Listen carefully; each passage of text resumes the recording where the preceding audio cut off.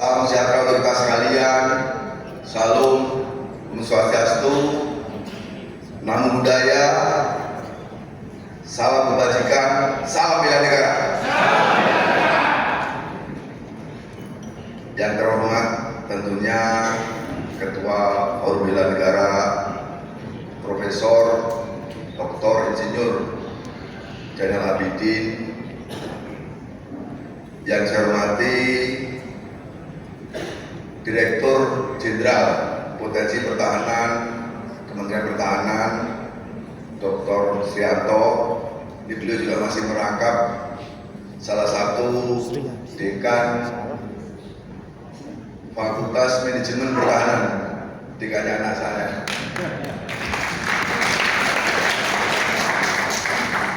Jadi Pak Srianto ini tunjangan jabatannya double, ya. Mudah-mudahan tidak kena BPK.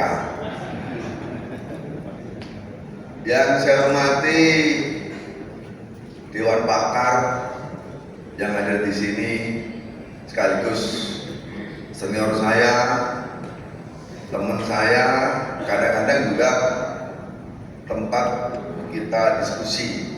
Ada Prof. Ella, ini beliau Brigjen Purnawirawan Polisi, sekaligus advokat terkenal, sering sama selebritis. Kemudian juga Profesor Pak Dewan Pakar juga, Pak Badriono.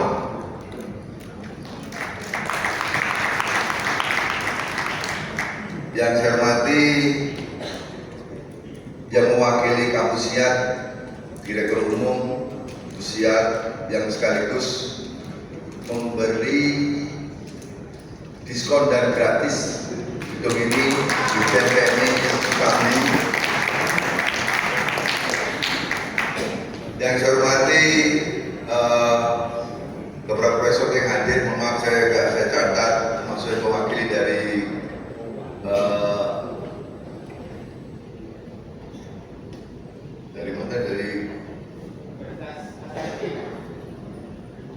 mana, dari pakar kepala badan perlindungan tersebut. Ya, kepala perlindungan. Ya. Kemudian dari Rektor Hasanuddin, kemudian Pak Sekjen, Bapak-Bapak sekalian, pengurus DPP dan DPW DKI Jakarta yang saya hormati dan saya banggakan. Pertama, satu kalimat ucapan selamat bertugas kepada pengurus yang baru. Saya yakin di bawah pimpinan Pak Prof. Zainal, beliau ini tua-tua kedak keladi. Prof. Zainal ini semakin tua, semakin bukan seperti padi, semakin menjadi. Semangatnya, komitmennya, dan loyalitas beliau pada negara tidak diragukan lagi. Saya kalau ketemu Pak Zainal selalu beliau bicara masalah bela negara. Saya bilang, Prof, ngomong yang lain aja lah, udah capek itu.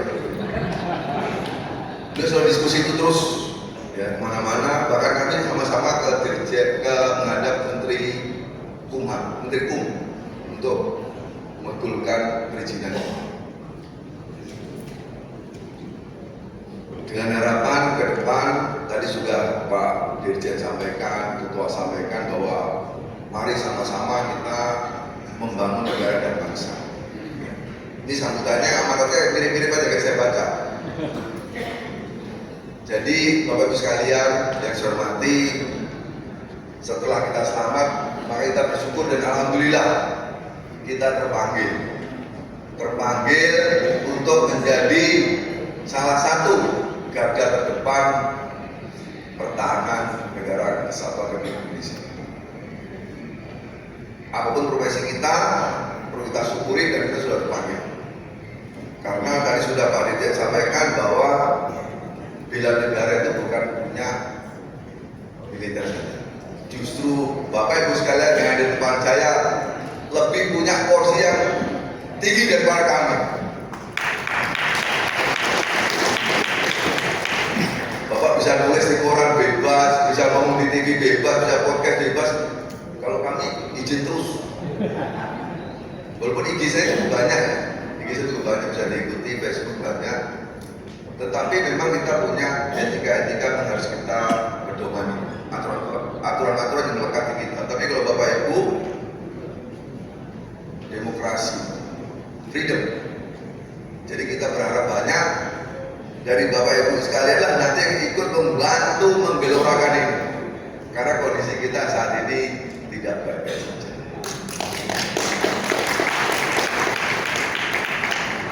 Tadi saya cerita sama Prof. Elan masalah filosofi baret. Kenapa kok pakai baret? Saya punya baret saja tidak mau pakai. Karena baret saya universal baret. Seluruh dunia dengan baret saya sama. Tapi saya tidak pakai baret. Karena kalau pakai baret, rambutnya cepat botak. Tapi dengan baret memang kelihatan gagah. Jadi tadi saya lihat Bapak Ibu sekalian dengan pakai baret, Kordiana usianya muda 10 tahun. Artinya dengan baret itu adalah tuntutan jiwa kita harus lebih muda dari apa kondisi kita saat ini. Habis ini foto-foto dengan baret dikirim pasti gagah, pasti semua pangling. Wah, mantap. Bapak sekalian yang saya hormati, itu kira-kira sambutannya. Ya. Lanjut saya akan bicara masalah pembekalan kaitan dengan kegiatan momen hari ini. Kalau bicara bela negara, mungkin sudah sedikit gitu-gitu aja. Saya punya suatu pemikiran. Teori manusia itu kadang-kadang kita harus melihat ancaman dulu baru kita berpikir. Kalau nggak ada ancaman kita dapat saja. Coba contoh, kalau sekarang misalnya kita di rumah tidak dimarahi istri, anggap apa yang kita lakukan itu sudah benar. Begitu dimarahi, oh iya harus begini, begitu. Nah, sekarang kita ya, implementasi ketahanan mental kita. Tadi dibilang mulai dari diri kita, rumah tangga kita, sekitar kita, daerah kita, negara kita. Apa? Nah nanti saya sampaikan di sini, mudah-mudahan menginspirasi kita. Apa yang harus kita lakukan terhadap negara dan bangsa ini? Apakah cukup menjalankan Pancasila? Cukup melaksanakan bakti sosial? Cukup mengikuti upacara bendera, upacara ulang tahun institusi? Atau ada hal lain yang menjadi PR kita bersama selain lanjutkan? Ada sekalian? Jadi nggak ada. Yang selain saya, jangan buatan pekerjaan, ada buatan saya. Karena saya ingin kemajuan.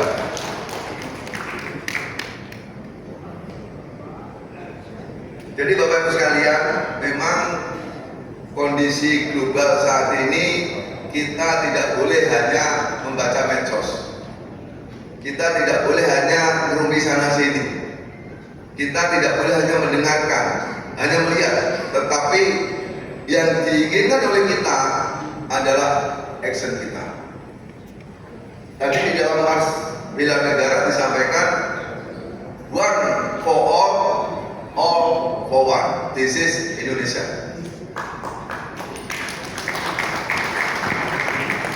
Sudah trade. Apanya? Loh, mulainya. Dari tadi pagi tak sharekan. Gak apa-apa. Inilah tahapan awal bela negara. Jadi Bapak sekalian, kalau kita melihat ya, teori berbangsa dan bernegara itu dikatakan bahwa apabila suatu negara ingin eksis, mempertahankan kedaulatannya, pasti negara akan survival, melakukan apapun yang diinginkan kepentingannya demi keutuhan atau kedaulatan negara tersebut. Contoh misalnya Amerika, Saat ini Amerika mengatakan bahwa I am is the police in the world. Saya adalah polisi dunia. Tidak ada Amerika, dunia hancur. Nah, itu dijaga Amerika saat ini. Sehingga apapun risikonya, setiap kejadian negara manapun pasti Amerika intervensi. Ingat kasus kita di Aceh, Amerika main. Kasus kita di Papua, Amerika main. Kasus di Palestina, Amerika main. Kasus di Irak, Amerika main. Yang tidak main kasus di mana? Karena menganggap bahwa Amerika adalah polisi dunia. Setelah perang dunia, gugurnya Rusia, Amerika adalah mengatakan we are big.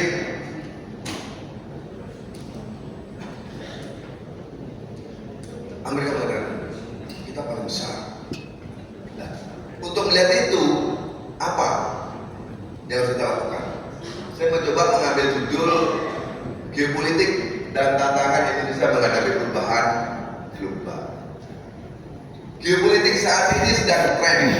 Bapak Ibu silakan lihat medsos, semua bicara itu, mulai Pak Presiden, Pak SBY, Pak Hendro, Pak Refli Harun, Pak banyak semua bicara masalah geopolitik. Karena saat ini inilah yang akan menjadi perebutan kita semua.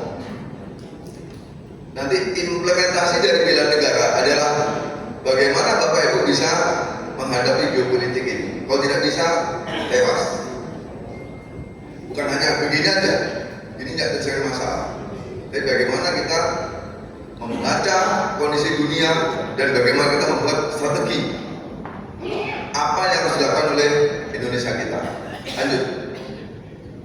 Ini sistem berhadiah. Saya sudah 28 kali pindah. Bintang 2 saya sudah 6 kali. Bintang 2. Dan hampir seluruh Indonesia. Sekolah sudah habis. Sesuatu TNI Lemanas. Jadi bela negara saya sudah mantap. Pembicaraan di BPIP udah berkali-kali tadi, bilang tadi yang joget sini, saya bahkan kenal rektornya, dosennya kenal semua. Memang dunia saya itu. Lanjut. Ini saya awali dari proklamator kita untuk menginspirasi saja. Jadi waktu itu Bung Karno sudah menyampaikan, kalau untuk mengetahui bagaimana suatu bangsa menjadi besar, maka bangsa itu harus mengetahui geopolitik kita sendiri. Contoh misalnya ini ganda yang mau dibawa gini ya. Ada mic ini nggak? Yang lepas. Saya kalau berdiri di sini, dikiranya saya nanti nggak bisa berdiri tegak. Mungkin kalau Pak Jainal berdiri tegak, bisa ya. Kalau saya masih keras. Halo? Nah, maksudnya kakinya masih keras.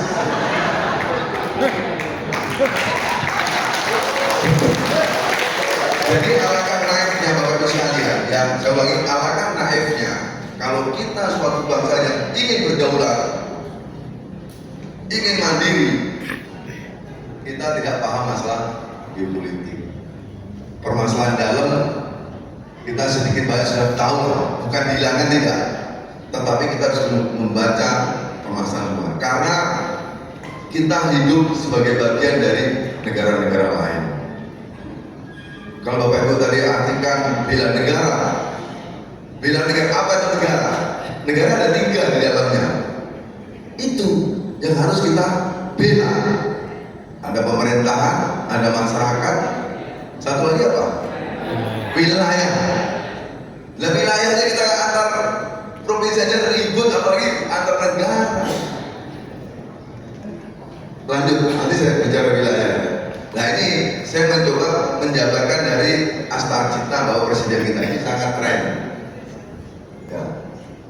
Ini jumlahnya 8. Saya lihat hari ini jumlahnya 8. Coba 1 Juli 7, 1 tambah 7 8, 20 25, jumlahnya berapa? 9, betul? 9 tambah 8 17, 1 tambah 7 8. Berarti profesional jago. Atau yang jago saya yang hitungnya. Semua pasti tidak berpikir itu. Saya hitung tadi, ketemu Astarcita. Jadi di dalam Astra Cinta itu ingin bahwa presiden kita di tengah kondisi permasalahan ke dalam, permasalahan keluar, kita ingin mandiri, kita ingin berdaulat, kita tidak mau tergantung negara lain, kita harus survive, kita fight, tidak perlu perang. Kalau beliau disampaikan di Astra Cinta ini. Lanjut, proses komentari yang lain. Pada saat beliau mengumpulkan para pemimpin, baik itu militer, sipil, menyampaikan kalau semua pemimpin tidak ngerti geopolitik dan geostrategi, kita akan tergagal. Harus paham. Nanti ngomongnya mantul. Contoh misalnya, kita bicara perbatasan dengan Malaysia. Kalau kita gunakan dengan teori buku, tidak akan ketemu. Karena Indonesia menganut UNCLOS 82 perjanjian yang mana mengatakan bahwa lanjut mas, saya mau bertanya lanjut ya. Di dalam UNCLOS 82 Indonesia mengatakan bahwa batas wilayah itu ditarik dari masing-masing pulau. Sulawesi keluarkan dulu 12 mil tarik, Ambon 12 mil tarik, Jawa tarik, Kalimantan tarik, sehingga kita punya wilayah teritorial banyak. Malaysia tidak mau karena dia kasihan Inggris, taunya lurus. Begitu kita ngikuti Malaysia lurus, kita tidak punya batas wilayah, lalu kita habis, nelayan kita nggak bisa apa-apa. Tapi Malaysia tidak mau ikuti. Cina apalagi bilang Indonesia, duluan mana kamu dengan saya? Oh duluan itu ngarang aja, lihat itu nama laut Cina Selatan. Batas laut saya, ikuti nenek moyang saya. Karena di semua negara pasti ada kampung ke Cina, betul? Nggak ketemu lagi. Jadi Cina di mana-mana dia bilang saya tidak melanggar. Apalagi Cina punya hak veto. PBB ngomong apa aja, no way, tidak bisa apa-apa. Nah, kalau kita tidak paham geopolitik dan geostrategi, habis. Si Padang Likitan sudah selesai. Ini ada lagi yang di atas, sampai Natuna. Kemarin kita sudah berunding dengan Malaysia, namanya pulau apa yang diajak keluar bersama dulu sebentar, dan Pak Mahathir Muhammad itu. Kalau enggak habis, dan mereka paham karena pendudukan suatu wilayah pulau itu ada itemnya, kalau tidak salah ada 60 atau berapa item. Siapa yang banyak melakukan item itu dia berhak. Walaupun itu punya kita, kalau kita nggak melakukan itu kita kalah. Nah, karena kita tidak paham geopolitik dan semua negara. Bapak Ibu sekalian, contoh paling gampang ini paling gampang. Saya inspirasi. Yang dari Sumatera itu dari Aceh, Natuna, saya pernah ke sana. Itu dari Singapura ke wilayah kita sangat dekat, nggak sampai 45 menit dengan speed. Ke Pekanbaru Batam dekat sekali. Dulu ya, zaman dulu Bapak saya lihat sejarah. Tadinya Sabang itu akan dijadikan tempat pelabuhan internasional, bukan di Singapura. Kalau itu terjadi, karena lokasi Sabang ini lebih bagus, ya, digunakan kapal-kapalnya transit bagus. Kalau Sabang digunakan itu, maka Singapura akan sepi. Singapura punyanya apa? SDA, tidak ada, sedikit. Penduduk banyak, TKW kita. Dia hanya menjual jasa. Ada yang mengisukan waktu itu kalau Sabang ini banyak gamnya, ribuan gam yang dieksploitir oleh mereka. Indonesia rawan, Sabang rawan, jangan ke sana. Gunakannya Singapura. Sampai saat ini dermaga Sabang sudah ada bangunan lamanya kosong. Pelan kita dalam membaca geopolitik dan geostrategi. Karena Singapura pasti dalam teorinya manusia tiap tahun pasti bertambah, betul? Singapura pasti akan bertambah terus penduduknya. Sementara pulaunya tetap. Mau tinggal di mana mau mati di mana? Pasti akan berkembang. Kembangannya kemana? Malaysia kecil, ke atas kecil, paling enak mana? Ke Indonesia. Pasti Singapura incerannya kita. Waspada. Ini kalau kita bicara geopolitik ini, ya ini. Jadi ini pengertiannya, tapi yang masalah utama adalah yang tanda merah bawah. Semua negara-negara dunia punya kepentingan masing-masing dan sasarannya sebagian besar adalah negara-negara yang ketergantungan atau negara-negara yang sedang berkembang. Kita impor minyak dari Iran berapa banyak? Dari penjualan kita, perdagangan kita masih jual ke Cina hampir 60-70% perdagangan kita dijual ke Cina. Mereka pasti akan mengendalikan kita karena mereka punya kemampuan, punya kepentingan, kita akan diatur. Itu. Kemudian perkembangan global yang cukup cepat dan masif. Saat ini perang susah diprediksi. Tidak seperti zaman dulu. Kalau mau perang ada pernyataan perang, ada deklarasi seragam. Amerika nyerang Iran, tidak ada pernyataan perang. Israel pertama membom Iran, tidak ada pernyataan perang. Dalam aturannya, perang itu dideklar dulu.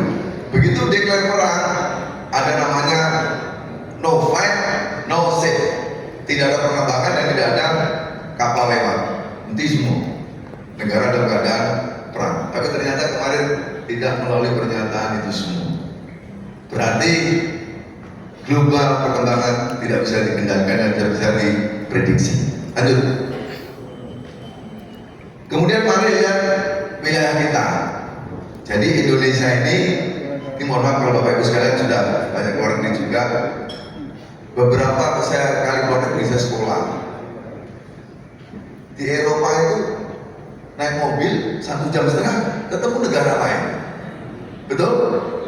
Inggris, Belanda, Belgia, Swiss, mana-mana. Di Indonesia naik 1 jam baru pada larang. Itu macet di Kerawang. Finlandia, negara termaju. Finlandia itu Bapak Ibu sekalian, kalau tidak salah gajinya per orang per bulan rate 40-50 juta. Kita kalau nggak salah rate ya rate. Penduduknya ternyata 1 juta. Finlandia, sepak bolanya masuk 16 besar dunia. Penduduk 1 juta, sepak bola 16 besar dunia. Kita 280 juta. Artinya apa? Negara Indonesia adalah negara yang suatu yang berbeda dengan negara-negara lain. Sehingga dalam pengelolaannya harus beda juga. Dan kebetulan letak kita ini primadona. Orang paling senang lihat Indonesia. Ada 4 musim. Hawa kita temperatur tidak pernah di bawah 0. Saya pernah sekolah di Australia, di Belanda sampai minus 15, minus 20. Itu barang itu kecil sekali, tidak kelihatan saking dinginnya. Kita alhamdulillah musimnya bagus. Kalau hari ini gini, musim dingin gini, mulai negara-negara yang punya 2 musim lari semua ke sini. Mungkin tadi ke Bali, Pak itu Tastawa ke sana. Karena mereka dingin semua salju. Kita harus strategis. Hampir 70% perdagangan dunia melewati selat kita. Kayak kemarin pernah Pak Presiden mengatakan, coba kita kelola gimana, jangan lewat itu suruh sedekah aja berapa, diatur, kita sudah duduk manis. Hampir 70% perdagangan dunia semua melewati kita. Kalau Pak Angkatan Laut, Pak Srianto mengatakannya ada ALKI 1, 2, 3A, 3B, 3C ya. Mungkin ke depan ada 3D lagi, saya tidak tahu. Primadona. Kita dekat di bawah dijaga Australia. Nah Australia itu Bapak Ibu harus tahu. Australia kan teman Tapi di Australia itu yang bagus di dekat kita, yang sini tandus semua. Di sana kalau kampanye tentara di Australia itu pasang-pasang, orang malas jadi tentara, gajinya sedikit. Di kita tentara rebutan, masuk unan aja 100.000, banyak sekali. Diambil 600. Singapura apalagi? Semua. Dan kebetulan kita ini punya 13 batas dengan negara lain, itu yang 10 darat 3 laut. Sampai sekarang belum selesai. Pencurian kemarin Pekanbaru, penyelundupan, narkoba, macam-macam lah. Ya. Di Kalimantan masih banyak juga. Ini masalah-masalah yang katakanlah menjadi masalah kita. Kalau tidak mampu kita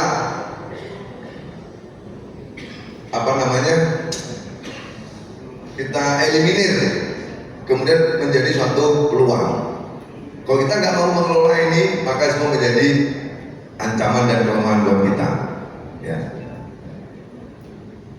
Lanjut.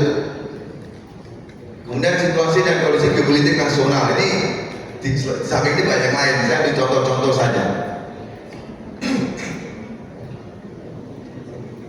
Jadi posisi geografi kita ini sebetulnya kalau kita bicara kekuatannya, ya, kita ambil kekuatan. Saya menggunakan metode SWOT, ambil kekuatan dulu. Bahwa sebenarnya geografi kita ini bagus kan. Sumber daya alam kita melimpah. Apa yang ada di Indonesia? Semua ada. Mulai nikel, emas, pasir, biji timah, batu bara, sawit, macam-macam. Nah, sekarang Presiden sudah mulai itu akan dikembangkan dari hilir sampai hilirisasinya, jadi bukan hanya sampai hulunya. Kemudian kita juga sudah punya visi bangsa. Dari mulai Pak Karno sudah mengatakan wawasan Nusantara lah. Kita untuk punya Pancasila. Nah ini sedikit saya ceritakan Bapak sekalian. Waktu itu Presiden Soekarno bertemu dengan Presiden Yugo dan Yugoslavia saat itu. Presiden Yugo mengatakan, Mr. Presiden Soekarno, I think your country will fail. Why? Pak Karno bilang, Yugo bilang, saya buat bahasa Inggrisnya, mengatakan bahwa karena negara itu pulaunya banyak sekali, hampir 14.600 sekian pulaunya. Bahasanya ribuan, budayanya banyak sekali, sukunya banyak sekali, susah mengendalikan. No, silakan. But I think your country, seseorang mengatakan bahwa yang justru yang nanti pecah negara. Presiden nanya, loh kenapa? Presiden bilang, I have Pancasila. Akhirnya terbukti Yugoslavia hancur. Jadi sebenarnya Pancasila yang kita pelajari saat ini, kita jadikan pedoman, kita deklarasikan tadi bahwa sudah cocok, sudah tepat, tinggal bagaimana implementasi dari Pancasila.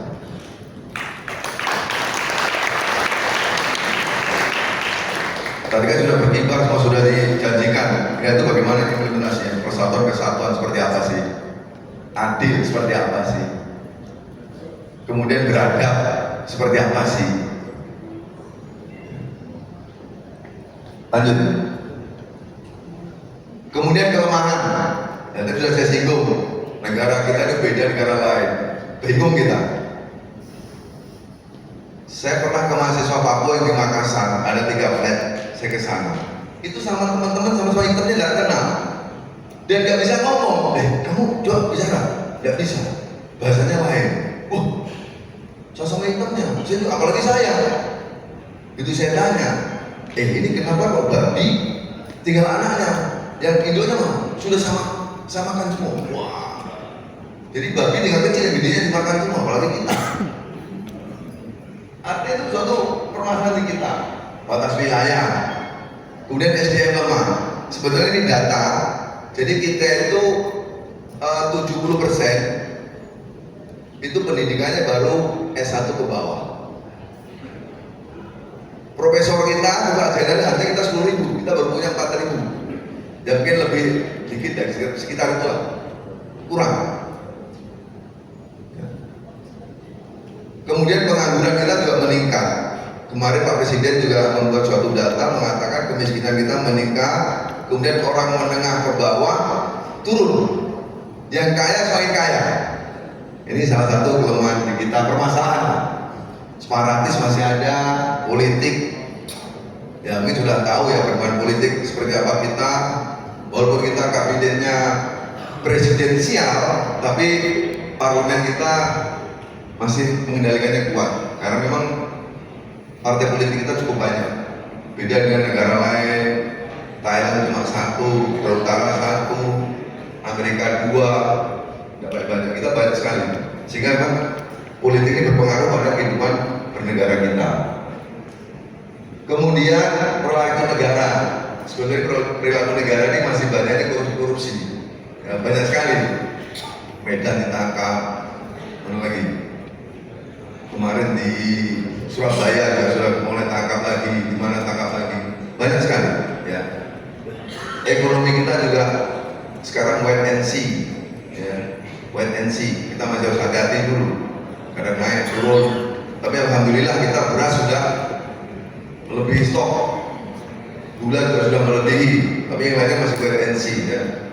Kemudian kesenjangan sosial, perbedaan kita antara yang kaya dan miskin jauh sekali, jauh sekali. Tadi hitungan saya, kalau petani penggarap itu satu bulan sekitar 1 jutaan dapatnya. Petani penggarap padi, penggarap ya, dapatnya itu. Sementara hidup kita kalau menurut WHO itu kalau tidak salah indeks makan satu hari satu orang 120.000 kalau tidak salah makan layak. Tapi cuma kita nggak segitu. Sehingga data BPS dengan data WHO kita beda. Kalau data WHO kemiskinan kita 60%, tapi kalau BPS kita sekitar 9 atau 10 saya apa, sekitar itu. Kemudian peluang, kita juga peluang Bapak Ibu sekalian, bahwa kita punya kemitraan ASEAN, kita punya menjalin dengan G20, SDGs, ada PBB dan sebagainya. Kemudian kita ada punya politik kita bebas aktif, non-blok, itu peluang kita. Bonus demografi, kekayaan alam, itu peluang kita. Nah, peluang-peluang ini sebetulnya yang menjadi pemikiran kita untuk kita eksploitir ke depan dengan melihat ini. Jangan sampai misalnya bonus demografi kita latah. Sekarang zaman IT, semua ganti robot. Ya, saudara kita di kampung mati semua kalau pelayannya kayak robot. Ini semua robot, semua penarinya robot, nggak dibayar mereka. Di Cina itu mobil nggak ada sopir, mati semua supir angkut. Jadi jangan sampai teknologi menggantikan peran manusia yang memang itu dikerjakan oleh manusia. Sekarang alat pembersih rumah tangga sudah menggunakan robot, pakai itu dikendalikan dengan nyapu-nyapu. Wah, pembantu nggak perlu lagi.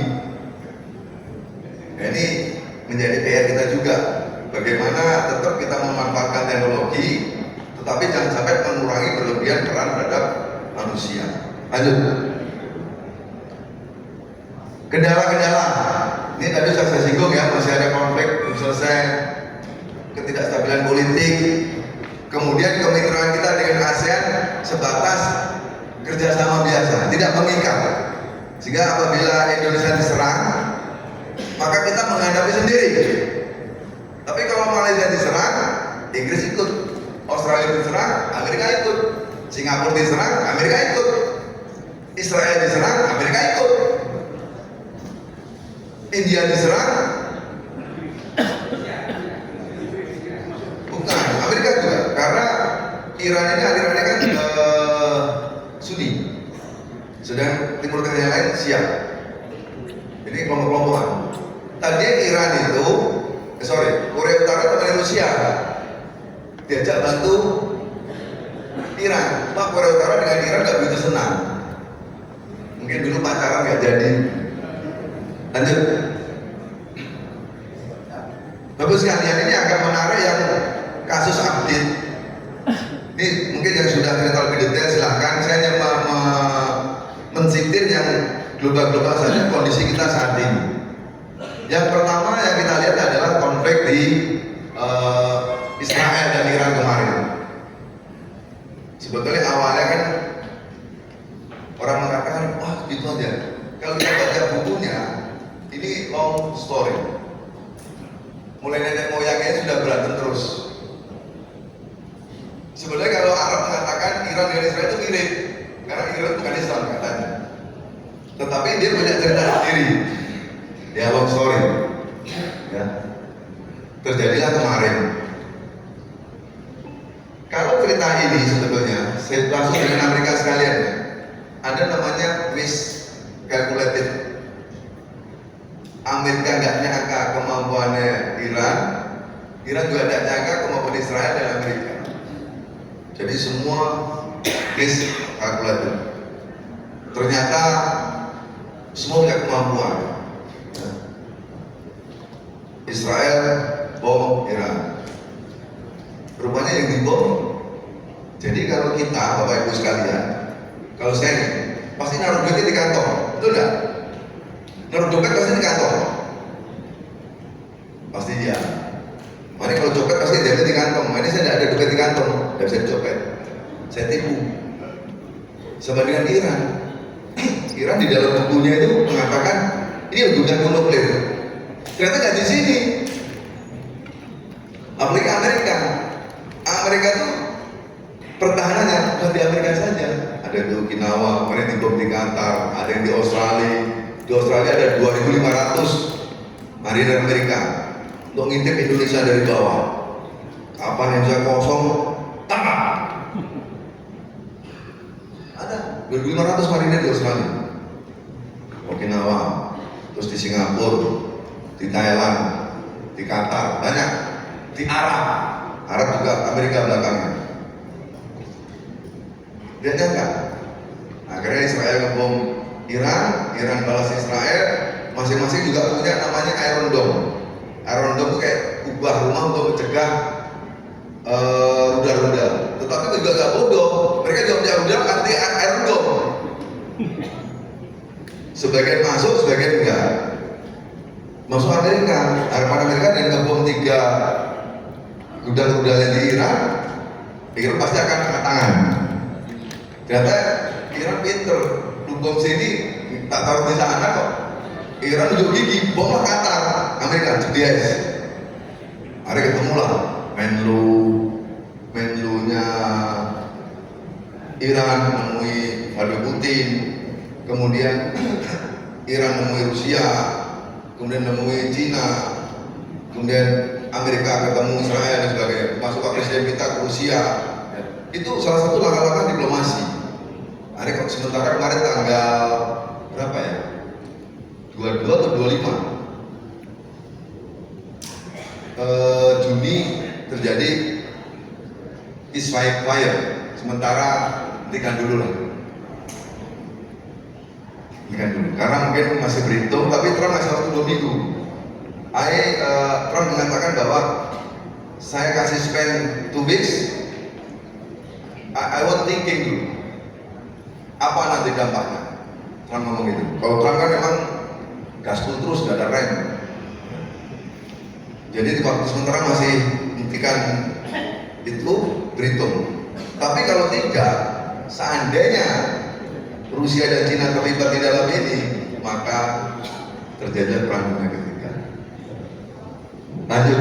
Nah, kondisi tadi itu sudah menyasar bukan hanya pada institusi militer dan pertahanan, tapi sudah menyasar pada masyarakat sipil dan kantor-kantor yang sifatnya sosial dan gak peduli lagi. Kenapa nggak dihentikan PBB? Kalau kita bicara Amerika, Cina, Rusia, Israel, itu semua punya hak veto. Hak veto itu anak bandel gak usah dilarang, terserah. Aku nggak penting kamu. Kalau Indonesia nggak punya. Indonesia suruh ngikuti, Pak, itu banyak asap Indonesia tuh, kurangi pemanasan global Indonesia, ikut. Pak, banyak ini imigran dari Indonesia, ikut. Kita ikut terus karena kita nggak punya hak seperti itu PBB. Kalau Amerika nggak ada urusan. Sekarang kebijakan Trump yang sangat fundamental adalah orang siapapun dia, apalagi orang asing yang pernah tinggal di Amerika sudah keluar kota Amerika, negara balik lagi nggak bisa. Jadi ada tahanan kota. Jadi pelajar Indonesia walaupun sudah punya kartu stay di sana apa di sana, pas keluar kemana balik ke negara mereka nggak bisa. Tahanan kota itu Trump, nggak bisa dilarang. Itulah geopolitik global. Kemudian kita lihat masalah Laut Cina Selatan. Ini menarik juga Bapak sekalian. Ini sudah isu lama tetapi update terus.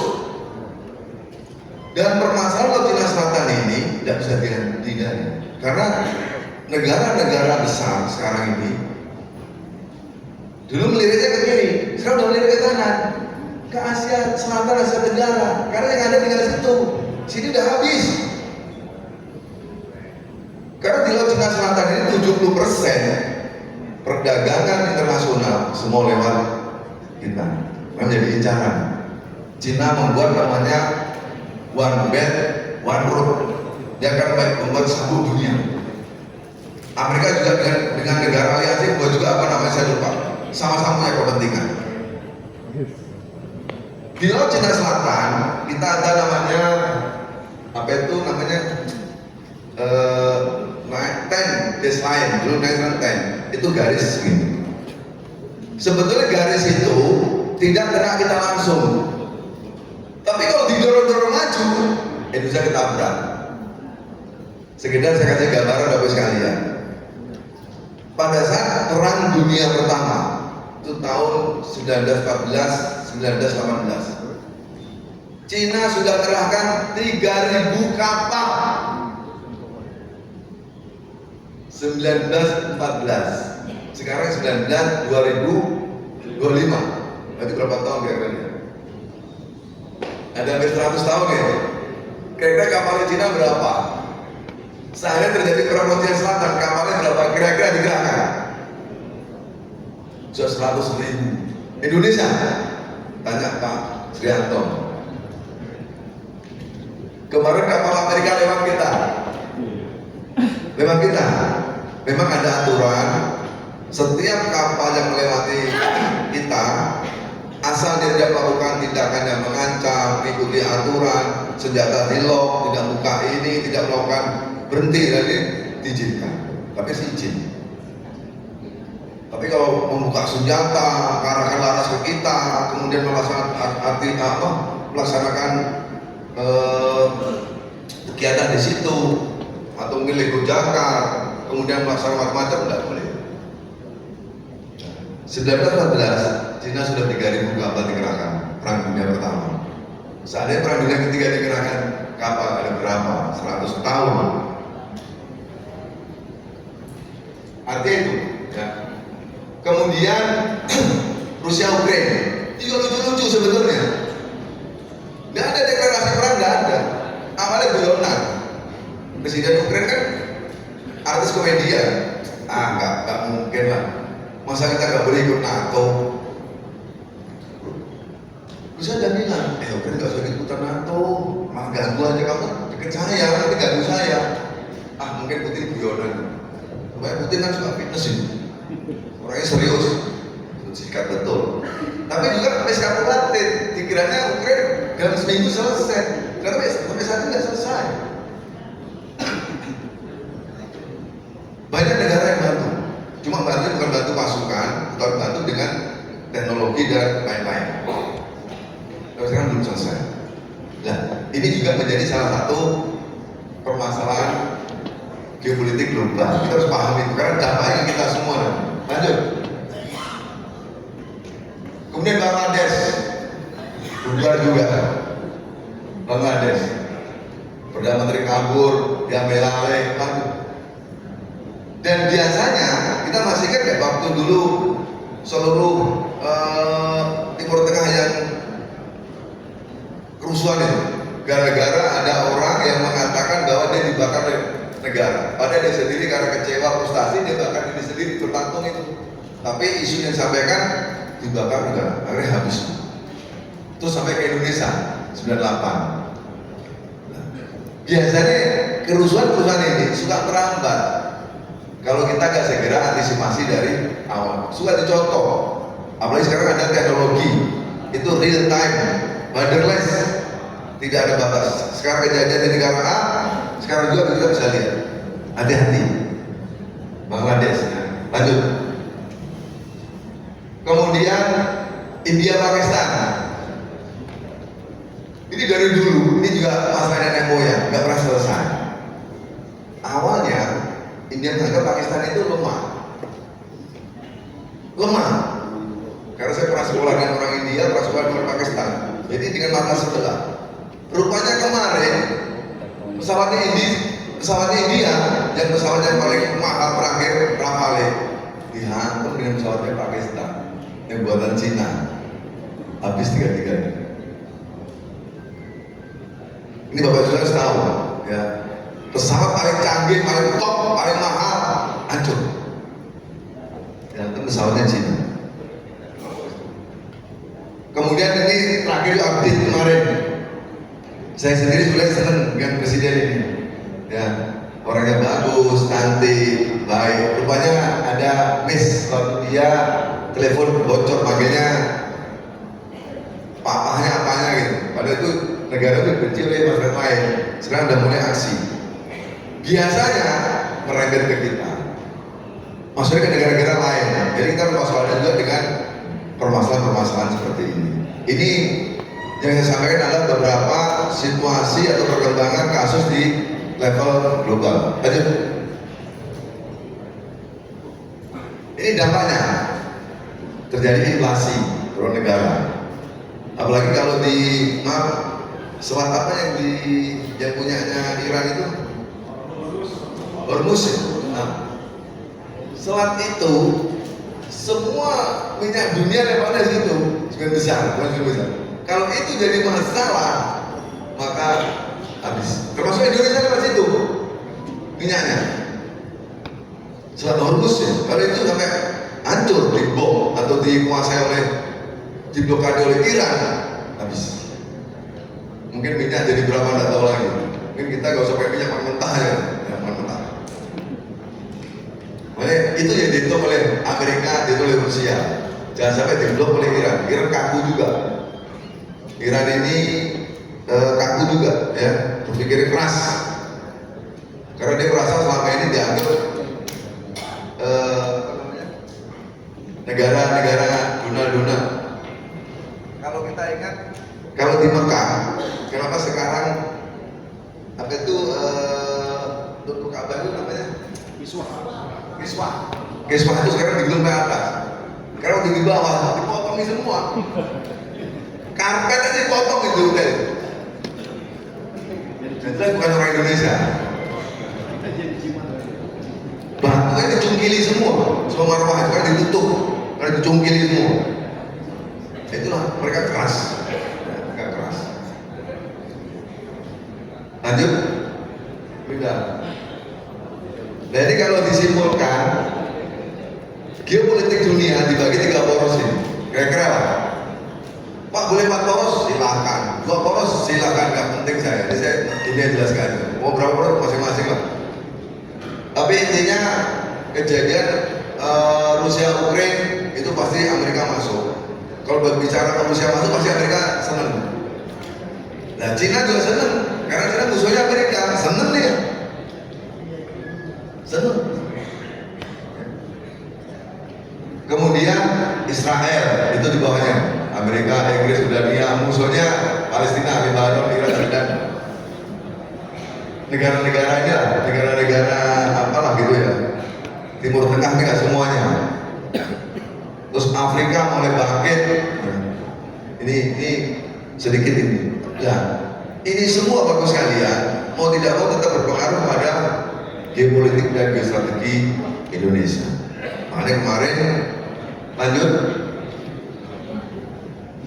Ya, sekarang ini pendapat saya pribadi, bagaimana strategi menghadapi itu.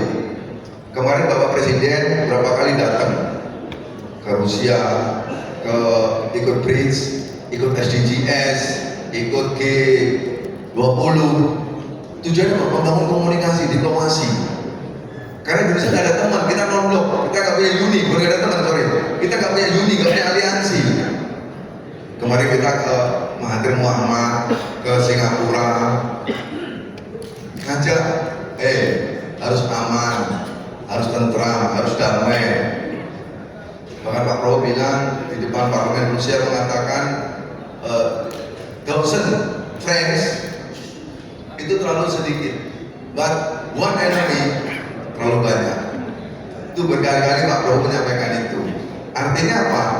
Kita harus banyak membangun kemitraan, diplomasi, soft atau smart, dan kita hilangkan satu pun perlawanan atau musuh kita. Karena itu akan menjadi bumerang buat kita, akan menjadi apa namanya, utuh lah buat kita. Lanjut. Ini beliau lakukan smart and soft diplomasi, berbagai negara, ya, kemudian kemitraan, dan menyiapkan tadi pertahanan dalam negeri baik militer dan non militer. Non militer yang hari ini. Ini adalah salah satu strategi kita untuk menghadapi geopolitik dan geostrategi global. Jadi rupanya Pak Jena itu mengikuti perkembangan juga. Apa yang saya lakukan untuk non militer. Tetapi non militer ini harus terkolaborasi dengan militer, jangan masing-masing.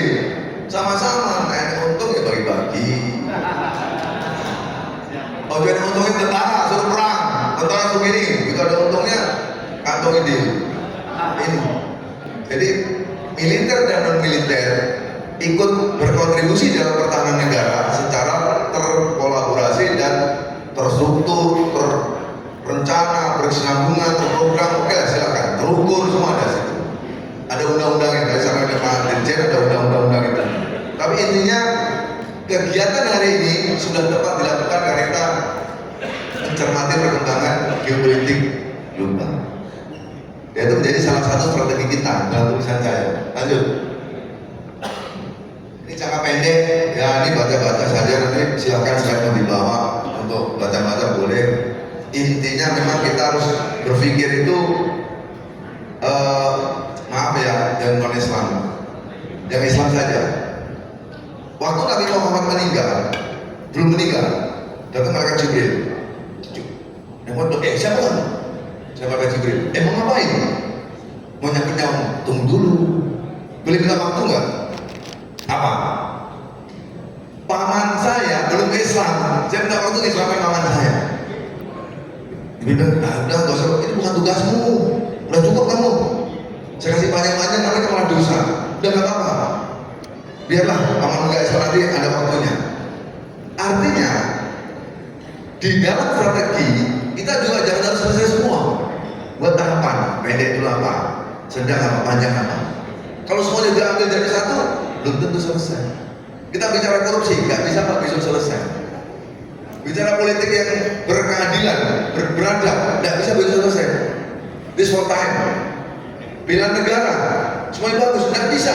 Harus melalui pendidikan mulai anak, literasi dari mulai SD, SMP, baik formal maupun non formal, SMA. Kita kan yang terakhir amalu jam 4 jam 5. Nah ini harus kita keluarkan ke anak-anak kita, cucu-cucu kita, adik-adik kita. Kalau untuk kita kok nggak ada guna. Udah berapa umurnya? Pak Jena 70 misalnya. 70 Pak Jena 68 ya masih muda. Nabi 63 udah bonus. Anggaplah 80, 12 tahun lagi. Udah jam 5. 80 alhamdulillah. Susah 80 sekarang Pak. Artinya bahwa semuanya itu buat suatu strategi. Jangan ini berhenti di kita. Sampai pada orang lain ada tahapannya, ada kemampuan, ada kewenangan dan sebagainya. Kira-kira itu ya. Lanjut. Guna strategi jangka panjang. Nah, jangka panjang ini yang perlu kita pikirkan. Contoh saat ini presiden strateginya yang pertama adalah kalau kita mau eksis, kita harus kuat ekonomi. Ekonomi kita sekarang baru 5,8 atau 5,9. Target presiden udah 8. Ya, turun lagi.